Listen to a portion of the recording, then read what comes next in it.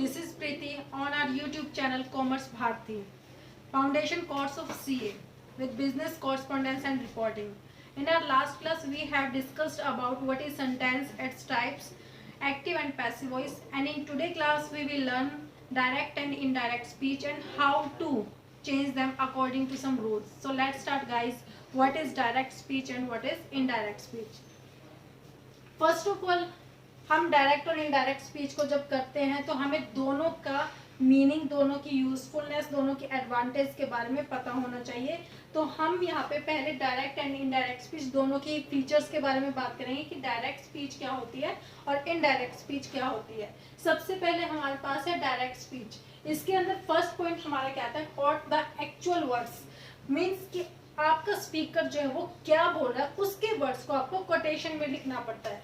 Just like कि मैंने यहाँ पे एग्जांपल लिया, he said inverted commas begin how are you question mark inverted commas close. तो यहाँ पर हमने हमारा जो स्पीकर था क्या बोल रहा था उसको हमने कोटेशन में डाल दिया कि हमने इसको कोटेड कर दिया कि हमारे इनडायरेक्ट स्पीच जो थी वो इसके कन्वर्ट होगी, चेंज होगी, और ये हमारी क्या है, डायरेक्ट स्पीच. फिर हमारा जो नेक्स्ट एडवांटेज है वो है supplement and clarify. Supplement means क्या होता है कि आप कैसे वर्ड्स का चयन करके अपनी बात को लिखते हो और क्लैरिफाई अपनी बात को कैसे कर रहे हो. उसके बाद थर्ड है आपका आई विटनेस अकाउंट्स. आपका जब आई विटनेस अकाउंट से मतलब क्या है कि डायरेक्ट स्पीच जब बोली गई है एग्जैक्टली क्या वर्ड यूज किए गए हैं उसके लिए आई विटनेस अकाउंट्स का होना जरूरी है. दैट मीन्स कि वहां पर जो बताना चाहते कि एग्जैक्टली वर्डिंग क्या है क्या नहीं उसके लिए कोई ना कोई वहां पे एविडेंस होना चाहिए. मतलब वो कोई आपका नॉन लिविंग नहीं होगा, वो लिविंग ही होगा. मीन्स कि कोई भी इंसान जो है आपके सामने हो सकता है जो आपकी वर्ड को as it is write up करेगा. फिर नेक्स्ट पॉइंट आता है इंसर्टिंग डायलॉग्स डिफाइंस कैरेक्टर्स. यहाँ पे आप इस एग्जाम्पल के थ्रू देख सकते हैं कि इंसर्टिंग डायलॉग, ये डायलॉग था हाउ आर यू और डिफाइंस कैरेक्टर, और इसके साथ इसको डिफाइन कर रहा है कि ये कौन बोला है. तो हम फिर उसको क्या करेंगे कि हमारे जो डायलॉग्स हैं उसको इंसर्ट करने वाला और क्या डायलॉग रखा है उसको हम दोनों को ही अपने माइंड में सेटअप करके रखेंगे. फिर आता है convey the sense of speakers message. इसके अंदर क्या है कि जब आपको लगता है कि कोई स्पीकर ऐसा है जो बहुत वेल नोन है, जिसकी बातों को आपको इम्प्लीमेंट करना है, सामने वाले को बताना है और वो एज इट इज ही बताना जरूरी है, तो उस केस में भी हम डायरेक्ट स्पीच यूज करते हैं. यहाँ पे हम एग्जाम्पल ले सकते हैं जस्ट लाइक कि महात्मा गांधी ने एक स्लोगन दिया था, करो या मरो, डू एंड डाई.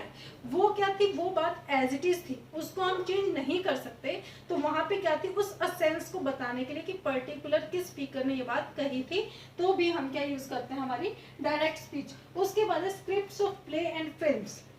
आपने देखा होगा कि डिफरेंट डिफरेंट जो फिल्म्स होती हैं, मूवीज होती हैं, उनके डायलॉग्स जब अलग अलग एक्टर्स को, कैरेक्टर को दिए जाते हैं तो उनके अंदर जो रिटन अप होता है उसके अंदर जो नेम लिखे होते हैं उनके साथ में उनके डायलॉग्स जो लिखे जाते हैं वो आपके डायरेक्ट स्पीच के अंदर ही लिखे जाते हैं. फिर है आपका मोस्ट सिग्निफिकेंट पॉइंट्स. इसके अंदर क्या क्या आपने देखा होगा कि डायरेक्ट स्पीच के अंदर वो पॉइंट्स जो बहुत महत्वपूर्ण भूमिका निभाते हैं. जस्ट लाइक कि आपने कंप्लीट लेटर लिखा है, कंप्लीट स्टोरी लिखी, उसके अंदर कुछ एक वर्ड ऐसे हैं जो बहुत इंपॉर्टेंट और आप चाहते हो कि सामने वाला उस बात पर फोकस करके उसको मेंटेन करे, उसको उसके ऊपर ध्यान दे, तो वो सब क्या होंगे, सिग्निफिकेंट पॉइंट जब लिखे जाएंगे तो वो आपके डायरेक्ट स्पीच के अंदर लिखे जाएंगे. This is all about direct speech advantages, usefulness, characteristics. उसके बाद हम डिस्कस करेंगे what is indirect speech. Indirect speech क्या होती है, सबसे पहले without coating the speakers exact word. हम यहाँ कहते हैं कि हमारे जो स्पीकर है उसके एक्चुअल वर्ड्स को हम लेते हैं, लेकिन यहाँ पे हमें स्पीकर्स के एग्जैक्ट वर्ड्स को कोट करने की बिल्कुल जरूरत नहीं है. यहाँ पर जनरली हमें क्या है कि हमें पता चला कि हमें जिससे बात की थी उसने हमें कोई बात कही है, एक मैसेज कन्वे किया है, हम उस मैसेज को एज इट इज रिप्लाई कर देंगे. जरूरी नहीं है कि हम उसको बिल्कुल एज इट इज बोले, उसको मैनिपुलेट कर सकते हैं, और वो किस में होता है, आपका इनडायरेक्ट स्पीच में. फिर इनडायरेक्ट स्पीच की हम कैरेक्टरिस्टिक ले रहे हैं तो हम बता सकते हैं कि इम्पॉसिबल एंड टायरिंग। अब देखो, जो सामने हम दो लोगों के बीच में बात होती है तो वो एक दूसरे के सामने कन्वर्सेशन हो रही है तो उनको पता है कि सामने वाले इंसान ने उनको क्या बोला है, लेकिन उसके बाद जब हमें किसी थर्ड पर्सन को उसके बारे में सब कुछ एक्सप्लेन करना पड़ता है तो हमारे लिए बहुत इम्पॉसिबल हो जाता है कि हम वो पूरी की पूरी बात को एज इट इज दूसरे के सामने एक्सप्लेन कर पाए, और वो थोड़ा टायरिंग भी लगता है। जस्ट लाइक कि अगर हम किसी को बताते हैं कि ऐसे था वैसे था तो सामने वाला इंसान भी थोड़ा सा टायर्डनेस फील करता है, वो कहता है कि अरे तुम एग्जैक्ट पॉइंट बताओ ना कि क्या बात थी क्या नहीं थी, इतना घुमा फिरा के। लेकिन वो जो एक्चुअल बात जो होती है वो घुमा फिरा के ही होती है, क्योंकि हम जब बात कर रहे होते हैं तो सो इररेलेवेंट बातें भी उसके अंदर होती हैं, लेकिन उसके बावजूद क्या होता है कि हम एक कंक्लूजिंग फॉर्म में जो हम बताते हैं सामने वाले को वो होता है आपका इनडायरेक्ट स्पीच। उसके बाद होता है avoid lengthy and confusing documentation. वही बात है कि अगर आप बार बार ये बोलो कि किसी के बारे में आप लड़ाई झगड़े के बारे में किसी को एक्सप्लेन करो कि पहले उसने ये कहा है एज इट इज, फिर उसने ये कहा, तो उससे क्या होगा कि वो बार बार जो डायलॉग्स डिलीवर हो रहे हैं आप उनको अगर एज इट इज बोलोगे तो आपको क्या लगेगा कि वो काफी लेंथी और बोरिंगनेस वाला लगेगा। वहां पे आप वो जो डॉक्यूमेंटेशन है कंफ्यूजिंग हो जाएगा, आप अच्छा उसने क्या कहा था उसने क्या कहा था, इस तरीके से क्या होगा कि कंफ्यूजन हो जाएंगी बार बार उस चीजों को लेकर। तो उस चीज को अवॉइड करने के लिए we are using always indirect speech, कि आप जो मेन मोटो बताते हो कि ऐसे ऐसे कहीं पे झगड़ा हुआ था और उसका ये कंक्लूजन निकला था और ये बात थी, दैट्स इट। उसके बाद है क्लैरिटी एंड प्रिसिजनेस। क्लैरिटी मतलब क्या कि वो बात क्लियर होनी चाहिए कि क्या बात थी, और प्रिसिजनेस का मतलब क्या होता है कि आपने जो बात जाननी थी वही बात आप जानेंगे, ना कि आप कंप्लीटली वो पूरी की पूरी बात वो पूरी की पूरी कहानी फिर से रिपीट करें, क्योंकि वो चीज रिपीटेशन से क्या होता है कि सामने वाले का इंटरेस्ट हमारी बात से खत्म हो जाता है। फिर है personal office interactions use reported speech. मतलब जस्ट लाइक कि हम अभी बात जो कर रहे हैं उसके अंदर क्या है कि मैं कोई भी डायरेक्ट स्पीच यूज नहीं करी, किसी के कहे हुए वर्ड्स नहीं यूज करी, मैं अपनी बातों को आपसे बोल रही हूँ, जितना मुझे लग रहा है कि मुझे बोलना मैं वो बोल रही हूँ, आप जितना सुन सकते हैं आप वो सुन पा रहे हैं, तो ये पर्सनल है कि मैं आपसे इंटरेक्शन कर रही हूँ। उसके बाद ऑफिस में भी 100 तरह की गॉसिप्स चलते हैं या फिर जनरल कहीं पे भी आसपास जो भी चल रहा होता है, और ऑफिस में इंटरेक्शंस जो होते हैं वो सब भी किसके थ्रू होते हैं, इनडायरेक्ट स्पीच के अंदर होते हैं। उसके बाद है रिपोर्ट्स ऑफ स्पीच, मतलब जो आपकी स्पीच तैयार होती है, जस्ट लाइक कि आप कहीं पे भी कोई भी स्पीच देने जाते हो कि आपको क्या कहना है कैसे बोलना है कैसे, उसके लिए कोई डायलॉग्स जो है आपके कोटेड नहीं होते, वो सब जो है आपकी रिपोर्ट्स किस में लिखी जाती है, इनडायरेक्ट स्पीच के अंदर। और फिर लास्ट में जो न्यूज़पेपर रिपोर्ट्स होती है, अब आपको पता है कि अगर एक न्यूज़पेपर इतना बड़ा न्यूज़पेपर अगर उसमें पर्टिकुलर बार बार कोट करके किसी की बात को लिखा जाए कि उसने ऐसा कहा, कोट करके कुछ लिखा फिर उसने, तो इस तरह से वो जो पूरा का पूरा न्यूज़पेपर होगा वो आपका कोटेशन मार्क से ही फिल हो जाएगा। तो वहां पे वो क्या करते हैं कि एक मेन हेडिंग को तो डायरेक्ट स्पीच में लिख देते हैं, लेकिन उसके बाद जो पूरा का पूरा रेलिवेंट मटेरियल होता है वो किस में लिखा जाता है, आपका इनडायरेक्ट स्पीच में। So these are all about indirect and direct speech.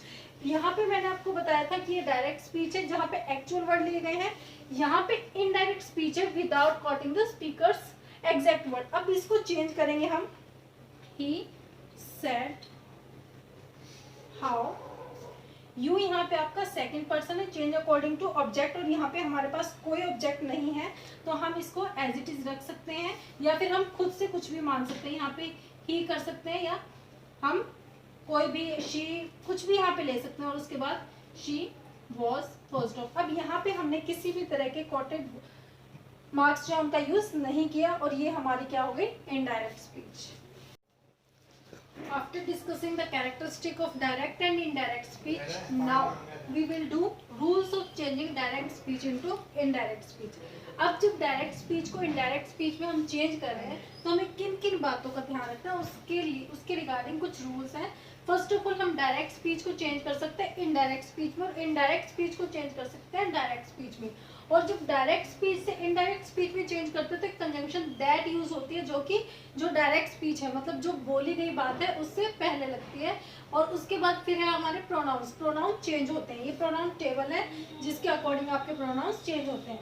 Just like कि हम पहला एग्जांपल लेंगे, he said to me, comma inverted commas begin, I am reading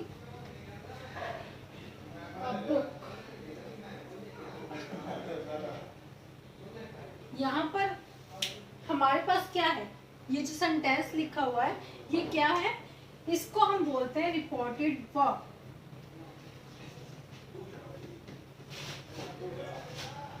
और ये क्या है, रिपोर्टेड स्पीच।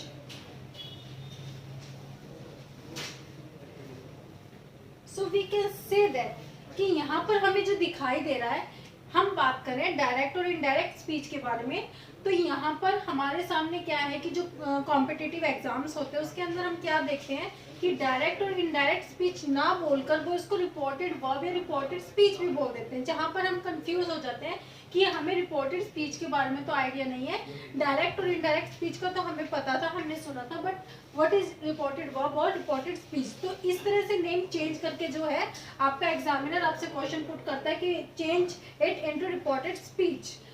इसके साथ ही इसको नरेशन भी बोला जाता है। सबसे पहले इसको नरेशन बोला जाता था, फिर इसको धीरे धीरे चेंज कर दिया डायरेक्ट एंड इनडायरेक्ट स्पीच में, और नाउ अ डेज जो टर्म इसके लिए यूज हो रही है वो आपकी reported verb and reported speech. तो यहाँ पे जब हम इसको चेंज करेंगे हमें दो चीजों को ध्यान रखना है कि हमारी रिपोर्टेड वर्ब वो किस सेंस में है, किस टेंस के अंदर है, वो सेंटेंस हमारा कौन सा है, और फिर हम देखेंगे हमारी रिपोर्टेड स्पीच क्या है। इसके अंदर जब हम रिपोर्टेड वर्ब को देखते हैं तो इसके अंदर हम देखेंगे कि हमारा टेंस कौन सा है। अब यहाँ पे जब हम सेड देखते हैं तो ये वर्ब की सेकंड फॉर्म है, दैट मीन्स कि हमारा सिंपल पास्ट इंडेफिनिट टेंस है।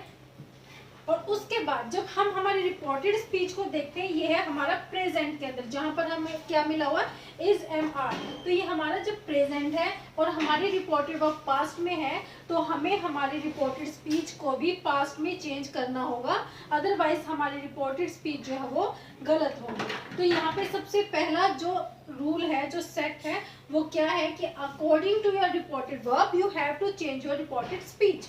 रिपोर्टेड वर्ब अगर आपकी पास्ट में है then you have to change your reported speech into past also. तो अब जब हम इसको चेंज करेंगे तो क्या करेंगे, ये हमारे पास सिंपल है, इसके अंदर हमें इसको चेंज करते हुए क्या करेंगे, ही टोल्ड मी।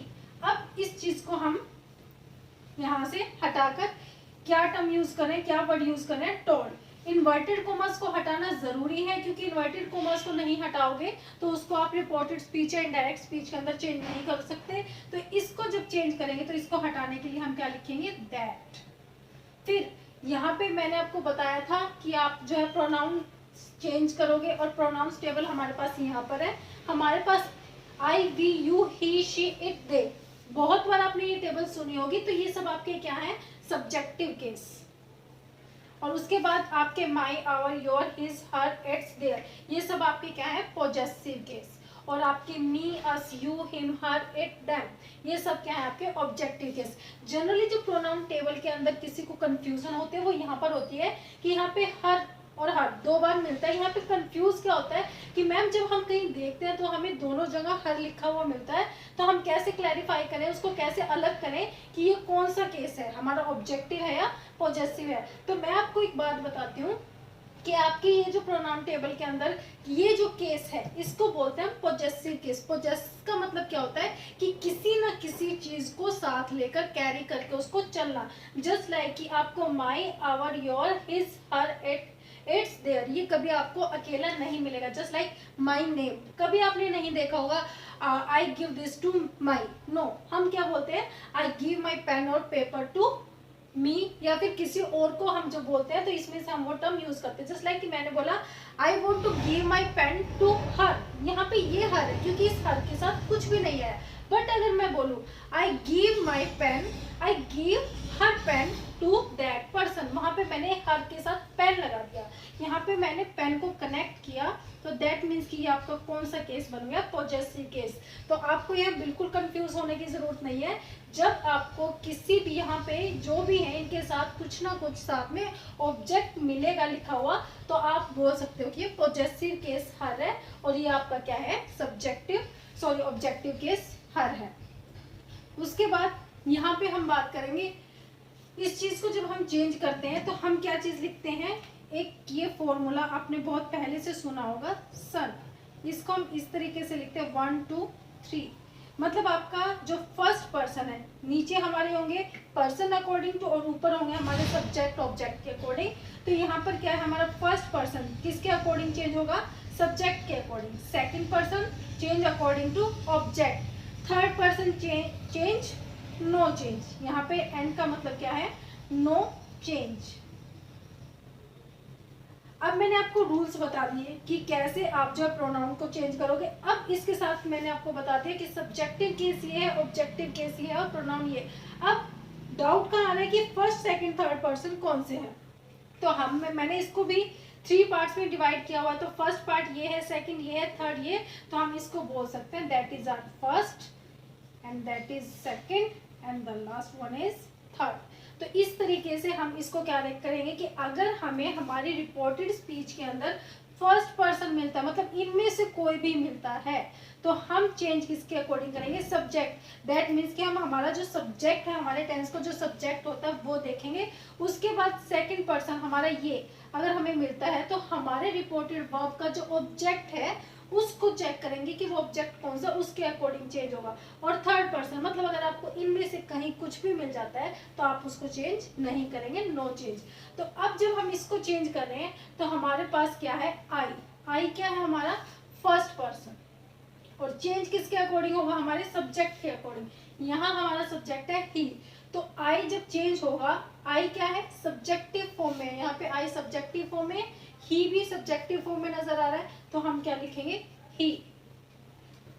पास्ट में है, इज एम आर किस में आता है, प्रेजेंट में। हमको इसको चेंज किस में करना है, पास्ट में। और इज एम आर की पास्ट फॉर्म क्या होती है, वॉज वर। तो यहाँ पे क्या आ जाएगा, ही वॉज। अगर यहाँ पे हम वर लगाते तो ये गलत हो जाता, क्योंकि हमारा सब्जेक्ट जो वो क्या है, सिंगुलर है, प्लूरल नहीं है। तो हमें फिर क्या कर दिया, he was reading a book. अब मैंने इसके साथ कोई भी हमारे जो हमारे ये इन्वर्टेड कॉमास लगे हुए थे, ये मैंने इसके साथ नहीं लगे। और इसी से हम इसको क्लैरिफाई कर सकते हैं कि ये हमारी डायरेक्ट स्पीच है और ये हमारी इनडायरेक्ट स्पीच है।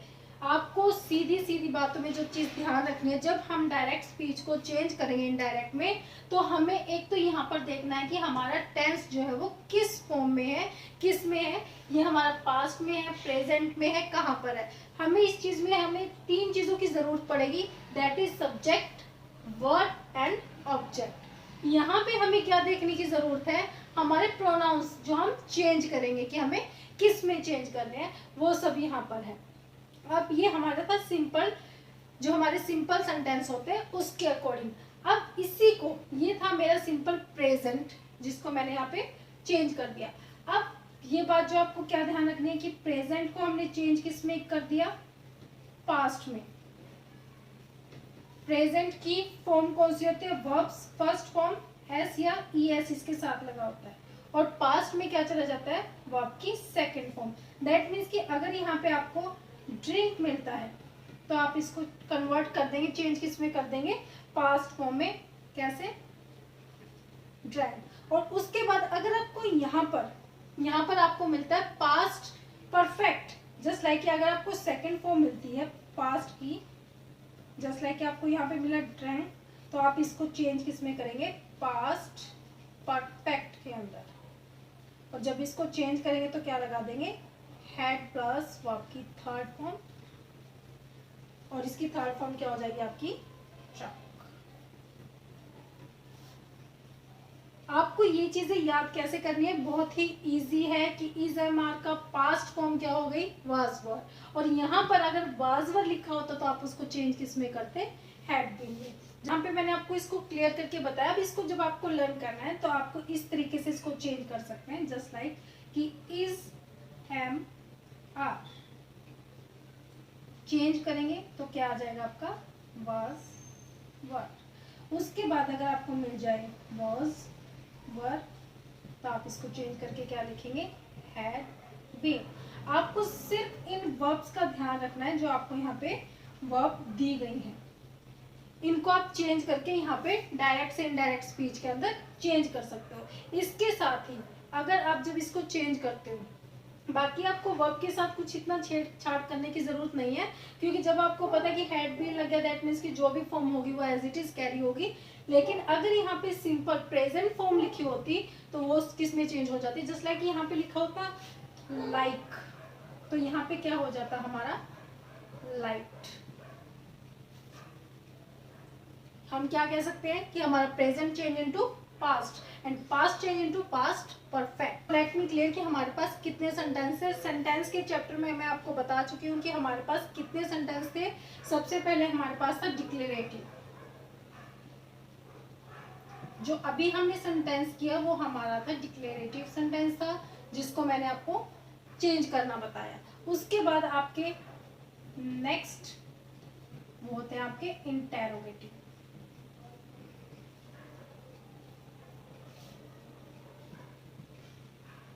इंटेरोगेटिव सेंटेंस को हम कैसे चेंज करेंगे, जस्ट लाइक मैंने एक एग्जांपल लिखा, he said to me, comma, inverted commas begin, where are you now, question mark, inverted commas बंद। अब मैं इसको जब चेंज करती हूँ, अगर मैंने इसको इस तरीके से लिखा, जस्ट लाइक कि मैंने आपको बताया था, यहाँ पे हम क्या क्या चीजें ध्यान में रखेंगे, हमारे सब्जेक्ट को, वर्ब को और ऑब्जेक्ट को। जब यहाँ पे हम सेड देखते हैं तो सेड यहाँ पे सेकंड फॉर्म है, दैट मीन्स कि पास्ट में है। तो हमारा जो रिपोर्टेड स्पीच है वो चाहे आपकी प्रेजेंट में किसी भी टेंस में हो, वो आपको चेंज किस में करनी पड़ेगी, according to your reported verb. और इसके अकॉर्डिंग जब चेंज करेंगे तो ये हमारा प्रेजेंट टेंस जो है वो चेंज किस में हो जाएगा, पास्ट के अंदर। तो यहाँ पे आप क्या करोगे, जब हमारे पास डिक्लेरेटिव सेंटेंस था, इसमें जब हमने सेड टू को चेंज किया था तो हमने लगाया था टोल्ड। अब हमारे पास है इंटेरोगेटिव सेंटेंस, तो इसको चेंज करने के लिए हम क्या लगा देंगे, आस्क्ड, ही आस्क्ड मी। अब यहाँ पे हमारे पास जो इन्वर्टेड कॉमास थे, इसको चेंज करने के लिए हमने लगाया था दैट। बट अब हमारे पास इंटेरोगेटिव सेंटेंस है, तो इसको चेंज करने के लिए हम मेनली दो वर्ड्स का यूज करते हैं, इफ एंड वेदर।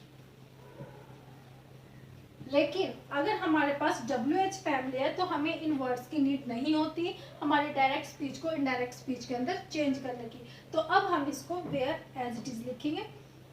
उसके बाद हमारे पास जो हेल्पिंग वर्ब है that is present is MR. अगर हमने हेल्पिंग वर्ब को सब्जेक्ट से पहले रख दिया तो हमारा दोबारा से जो हमारी डायरेक्ट स्पीच हमारी क्वेश्चनियर थी वो दोबारा से इनडायरेक्ट होकर भी क्वेश्चनियर रहेगी। दैट मीन्स कि हमारी इनडायरेक्ट स्पीच क्या हो जाएगी, रॉन्ग, गलत हो जाएगी। यहाँ पे हमें क्या करना है कि आपकी डायरेक्ट स्पीच किसी भी सेंटेंस में हो, डिक्लेरेटिव में हो, इंटेरोगेटिव में हो, एक्सक्लामेटरी में हो, इंपेरेटिव में हो, लेकिन जब उसको इनडायरेक्ट स्पीच में चेंज करेंगे तो पीछे क्वेश्चन मार्क आना चाहिए। अगर वो क्वेश्चन मार्क नहीं आता दैट मीन्स कि आपकी इनडायरेक्ट स्पीच आपने सही से चेंज नहीं की।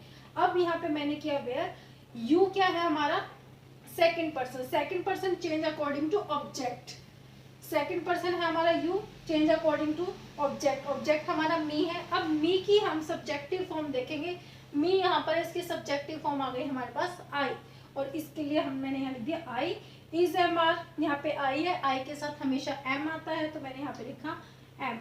अब यहाँ पर हमारे पास वर्ड्स हैं जो नियर बाई टाइम और प्लेस को बताते हैं। यहाँ पे नाउ है। अब हमें ये जो मैंने यहाँ पे टेबल बनाई हुई है इसको देखेंगे कि नाउ को जब चेंज करना है तो हम किसके अंदर चेंज करेंगे, नाउ है तो ये हमारे पास नाउ है, मैं इसको चेंज करूंगी देन, तो मैं यहाँ पर क्या लिख दूंगी देन फुल स्टॉप, और मेरा डायरेक्ट स्पीच जो थी वो मेरी किस में चेंज हो गई, इनडायरेक्ट स्पीच के अंदर। तो इस तरह से मैंने दो सेंटेंस को आपको चेंज करके बताया कि कैसे चेंज हुए हैं। उसके बाद हमारे पास एक थर्ड टेंस आता है इम्पेरेटिव।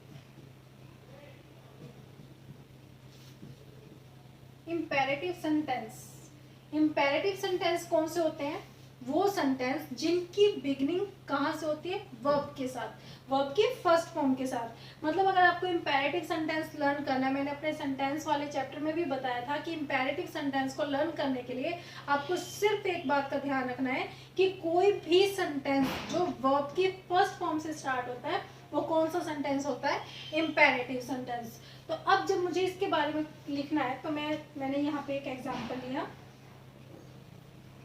ही सेड टू, यहाँ पे हम किसी का नेम ले लेते, just like Ram said to Neha, inverted commas begin, do your work. अब जब हम यहाँ पे है डू हमारी क्या है वर्ब की फर्स्ट फॉर्म। यहाँ से हमें ये पता चल रहा है कि ये जो हमारा सेंटेंस है ये कौन सा है, इम्पेरेटिव है। तो यहाँ पे सेड टू था हमारा डिक्लेरेटिव में था, तब हमने चेंज किया टोल्ड के अंदर। अब हमारे पास इंटेरोगेटिव है, इंटेरोगेटिव में हम चेंज किसके अंदर करें, आस्क्ड के अंदर। और अब हमारे पास है इंपेरेटिव सेंटेंस। इंपेरेटिव सेंटेंस क्या होते हैं, जिनमें कमांड है, वर्ब की फर्स्ट फॉर्म के साथ सेंटेंस की बिगिनिंग है। तो यहाँ पर आ गया डू योर वर्क, वो उसको एडवाइस भी दे सकता है, ऑर्डर भी दे सकता है, कोई भी कमांड वो हो सकती है। तो यहाँ पे जब हम सेड टू को चेंज करेंगे तो हम क्या लिखेंगे, Ram. It's depend on you कि आप जब उसको पढ़ते हो तो किस सेंस में लेते हो। जस्ट लाइक कि मैंने इसको लिया एडवाइस की फॉर्म में, तो मैं इसको यहाँ पे लिख सकती हूँ, सेड टू को चेंज करते हो, राम एडवाइज्ड नेहा। फिर हमें क्या ध्यान रखना है, इन्वर्टेड कॉमास को जब हमने डिक्लेरेटिव में चेंज किया था तो हमने वर्ड यूज किया था दैट। उसके बाद हमने इंटेरोगेटिव में यूज किया तो हमने क्या यूज किया, हमारे इफ और वेदर। अब हम इसको चेंज करें इम्पेरेटिव में, तो इम्पेरेटिव में चेंज करने के बाद हम क्या करते हैं, टू यहाँ पर लगाते हैं, और उसके बाद जो आपका सेंटेंस है, जो वर्ब है वो एज इट इज रहती है टू, और हमारे फिर प्रोनाउंस चेंज होते हैं, योर हमारा पॉजेसिव केस में आया है यहाँ पर, और पॉजेसिव केस सेकंड पर्सन है, change according to our subject, sorry object के अकॉर्डिंग। यहाँ पे नेहा क्या है, हमारा ऑब्जेक्ट है, तो नेहा लड़की है, लड़की डिनोट करे शी को, तो यहाँ पर योर सब्जेक्टिव फॉर्म क्या होगी, शी, नेहा के अकॉर्डिंग शी, और यहाँ पे योर था, योर के अकॉर्डिंग यहाँ पे जो हर आया, मैंने यहाँ पे हर लिखा और फिर उसके बाद वर्क लिखा। यहाँ पे आपको क्लियर हो रहा होगा कि मैंने ये हर लिखा है, ना कि ये हर, क्योंकि इसके साथ यहाँ पे एक वर्ड एसोसिएट हो गया है। अगर ये वर्ड एसोसिएट नहीं होता तो हम बोलते हैं कि हर कौन सी फॉर्म में है, हमारे पास ऑब्जेक्टिव फॉर्म में है, बट यहाँ पे हमारे पास हर के साथ वर्क कनेक्ट हुआ है। दैट मीन्स कि ये हर कौन सा है, आपका पॉजेसिव केस, क्योंकि योर था, योर के नीचे ही हमने क्या यूज कर लिया, उसका पॉजेसिव केस, शी का पॉजेसिव केस इज हर। अब हमारे पास जो लास्ट सेंटेंस रहता है वो सेंटेंस है एक्सक्लामेटरी सेंटेंस। एक्सक्लामेटरी सेंटेंस के बारे में आपको पता है कि कौन से सेंटेंस होते हैं जिनके अंदर आपको सडन फीलिंग्स आती है। जब आप कोई चीज को देखते हो, किसी से कोई बात कर रहे हो, उसके लिए जो रिएक्ट करते हो आपकी, वो उसके अंदर कोई सैड फीलिंग है, इमोशनल है, क्या फीलिंग्स उसके अंदर होती है। मतलब एक्सक्लामेटरी सेंटेंस को हम ये बोल सकते हैं कि एक्सक्लेम्ड, कि हम कैसा रिएक्ट कर रहे हैं सामने वाले की बात पर। तो हमारे पास, मैंने यहाँ पे आपको एक सेंटेंस लिखा, Neha said to Rakesh comma, inverted commas begin, oh I failed, full stop, inverted comma close. यहाँ पे आपको एक्सक्लामेटरी सेंटेंस के अंदर क्या चीज रहेगी कि आपको एक्सक्लामेशन साइन जो वो कहीं ना कहीं मिलेगा। यहाँ मैंने नहीं लगाया क्योंकि मेरे पास जो इंट्राजेक्शन वर्ड हुए, जो ओ, उर्रा, आ, ये जो सब वर्ड्स होते हैं इनको इंट्राजेक्शन वर्ड्स बोलते हैं। तो इस वर्ड के साथ हमेशा क्या लगते हैं आपके, एक्सक्लामेटरी साइन। तो यहाँ पर मेरे पास एक्सक्लामेशन साइन यहाँ पर आ गए हैं। अब मैं जब इसको चेंज करती हूँ तो कैसे करूंगी, पहले मैं अपनी रिपोर्टेड वर्ब को देखूंगी कि ये किस फॉर्म में है। यहाँ पे फिर मैं इनको सब्जेक्ट ऑब्जेक्ट देखूंगी, ये मेरा सब्जेक्ट है, सेड टू में मुझे वर्ब की सेकंड फॉर्म नजर आ रही है, राकेश मेरे पास ऑब्जेक्ट है, और ये मेरे पास जो है मेरा रिपोर्टेड स्पीच के अंदर सेंटेंस है। जब मैं इसको देखती हूँ मुझे पता है कि अब ओ जो है और वो उसने आगे जो एक्सप्लेन किया दैट मीन्स कि वो सेड है, तो हम उस चीज को सेड में चेंज करेंगे। लेकिन इसके साथ ही मैं ये देख रही हूँ कि यहाँ पर मेरे पास वर्ब की सेकंड फॉर्म है। अब ये कौन सा सेंटेंस मेरे पास आ गया, पास्ट में आ गया, पास्ट टेंस आ गया। तो अब मैं इसको कैसे चेंज करूंगी, लेट्स सी। सबसे पहले मैं इसको चेंज करते हुए लिखती हूँ नेहा। सेड टू को डिक्लेरेटिव में चेंज करते हुए लिखा था टोल्ड, फिर मैंने इंटेरोगेटिव में चेंज करते हुए लिखा था आस्क्ड, उसके बाद इंपेरेटिव में चेंज करते हुए मैंने इसको लिखा था एडवाइज्ड, ऑर्डर्ड, रिक्वेस्टेड, कुछ भी करके। और उसके बाद अब मेरे पास यहाँ पे एक्सक्लेमेटरी सेंटेंस है, तो मैं यहाँ लिखूंगी नेहा एक्सक्लेम्ड विद सैड। अगर यहाँ पे खुशी होती तो विद जॉय करते हैं यहाँ पर, लेकिन वो सैड है तो मैंने लिखा सैड। अब यहाँ पे इन्वर्टेड कॉमास को हटाने के लिए डिक्लेरेटिव में लिखा हमने दैट, इंटेरोगेटिव में लिखा इफ, वेदर और WH फैमिली उसको लिखा। इंपेरेटिव था तो हमने लिखा टू। और यहाँ पर अब मेरे पास एक्सक्लेमेटरी सेंटेंस है, तो यहाँ पर मैंने क्या लिख दिया दैट। यहाँ पे हम क्या लिखेंगे दैट। अब मेरा ओ वर्ड जो है वो ओमिट हो जाएगा, क्योंकि मैंने उसको पहले ही बता दिया कि उसने सैड होते हुए ये बात कही। अब आई मेरे पास फर्स्ट पर्सन है, change according to subject. Subject मेरा नेहा है, नेहा कौन है गर्ल है। आई के नीचे हम देखेंगे गर्ल को डिनोट करता हुआ वर्ड वो क्या है शी, तो मैंने यहाँ लिखा शी। वर्ब की सेकंड फॉर्म है, दैट मीन्स कि मेरे पास पास्ट टेंस है, और पास्ट टेंस को चेंज किस में करेंगे पास्ट परफेक्ट में। तो अब यहाँ पे क्या आ जाएगा she had failed. That is all about your sentence formation. So guys अब मैं थोड़ा सा आपको इनके बीच में जो थोड़ा सा गैप रहता है कि कहाँ कहाँ इनको क्या क्या कैसे चेंज करते हैं, कुछ जो मिससेलेनियस या फिर एक्सेप्शनल केस होते हैं उसके बारे में आपको बता रही हूँ कि कैसे आप एक्सेप्शनल केस को चेंज कर सकते हैं। यहाँ पर आपको जो चीज़ ध्यान रखनी है, अभी तक आपने देखा मैं यहाँ पे बता रही थी सेड टू के बारे में, क्योंकि मेरी जो यहाँ पे रिपोर्टेड वर्ब के अंदर वर्ब थी वो कौन सी थी पास्ट के अंदर। लेकिन अब यहाँ मेरे पास क्या है सेज टू, और ये हमेशा वर्ब की फर्स्ट फॉर्म है। सब्जेक्ट है मेरे पास, ऑब्जेक्ट है, अब फर्स्ट फॉर्म है। फर्स्ट फॉर्म मतलब प्रेजेंट में है, तो प्रेजेंट जब हमारे पास बिल्कुल प्रेजेंट में काम चल रहा है, then how can we change it into past और फ्यूचर। हम उसको चेंज नहीं कर सकते, तो हम उस केस में क्या करेंगे, इसको चेंज करने के लिए हम प्रेजेंट ही रखेंगे। तो यहाँ पे जब हम इसको चेंज करेंगे तो क्या करेंगे रोहन, यहाँ पे हम इसको टोल्ड में चेंज नहीं करेंगे, बल्कि हम किस में चेंज करेंगे टेल्स में, टेल्स मी। इन्वर्टेड कॉमास को हटाने के लिए सिंपल है, डिक्लेरेटिव सेंटेंस है, तो हम लगाएंगे दैट, ये लगाया। और उसके बाद जो एक चीज और है यहाँ पर आपको ध्यान में रखने की, अगर कोई साइंटिफिक फैक्ट है या फिर कोई यूनिवर्सल ट्रूथ है वो हमेशा सेम एज रहता है, कभी भी उसमें कोई चेंज नहीं होते।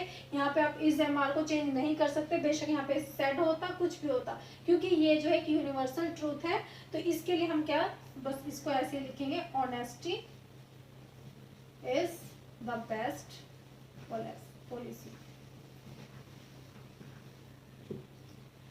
फिर कुछ एक्सेप्शनल केस जैसे जस्ट लाइक कि मैंने बताया, ये तो एक यूनिवर्सल केस था जिसके अंदर आपको क्लियर हो गया कि इसमें आपको कोई चेंज नहीं करने। बट अगर यहाँ पे ये होता Rohan says to me comma inverted commas begin I am reading a book, इस केस में अगर हमारे पास ये होता है तो this is depend to you. जब हम इसको चेंज करते हैं रोहन टेल्स मी, तो इट्स डिपेंड ऑन यू कि आप इसको जब चेंज करते हैं that I first person change according to object, object is he. यहाँ पे आप इसको चेंज कर सकते हैं, अगर आप करना चाहते हैं तो आप इसको चेंज कर सकते हैं वॉज में, और अगर आप इसको यही एज इट इज रखना चाहते हैं he is reading a book, then also it can be use। ये आपका ऐसे भी यूज हो सकता है, इसमें आपको कोई भी इशू नहीं है। तो ये आपकी जो इनडायरेक्ट स्पीच होगी वो भी आपकी गलत नहीं होगी। उसके बाद जो नेक्स्ट थिंग आती है हमारे पास वो आती है करण विल से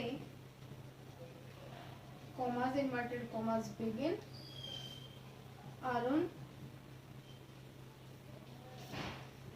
Arun is coming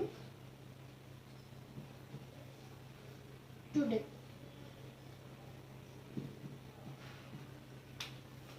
जब हमारे पास ये सेंटेंस होता है, अभी तक हमने चेंज किया सेड टू को, अब हमने चेंज किया था टेल्स को भी, अब हमारे पास है फ्यूचर।